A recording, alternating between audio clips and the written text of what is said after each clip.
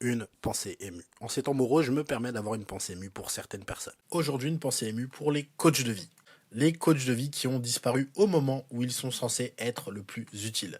Si vous avez des nouvelles d'un coach de vie, merci de ne pas intervenir et d'envoyer immédiatement un mail à secrétariat@enfer.com avec pour objet le nom, le prénom et la localisation du coach en question. Précisez que le mail est pour le service autocréation de bullshit job malaisant sans avoir de compétences et indiquez dans le corps du mail la taille, le poids et surtout l'Instagram du coach de vie en question, certainement rempli de citations de Martin Luther King et de Gandhi. Le coach de vie et son Instagram seront supprimés dans les plus brefs délais et l'ensemble de ses abonnés Insta seront dédommagés en carte cadeau Fnac pour le désagrément.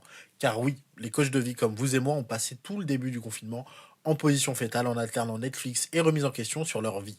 Et s'il y a bien une catégorie de mammifères qui doit ressortir de ce confinement avec une nouvelle orientation professionnelle, c'est eux. Enfin, la plupart d'entre eux. Il doit bien y en avoir quelques-uns de compétents dans le tas.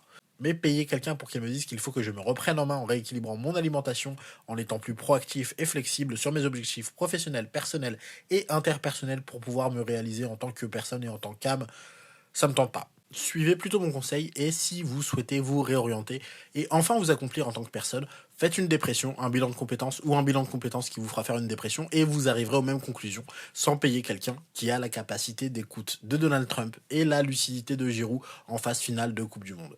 Votre argent partira plutôt dans les caisses d'un hôpital ou d'une clinique qui en a bien besoin. Vous participerez à votre échelle à la pérennisation du service hospitalier et les coachs de vie devront se réorienter vers des métiers plus concrets et utiles comme pompier, infirmier ou juré de Miss France. Et surtout, n'oubliez jamais que vous pouvez compter sur vous pour vous aider. Et si vous avez besoin d'aide, il y a des gens vraiment qualifiés qui peuvent vous aider selon vos besoins.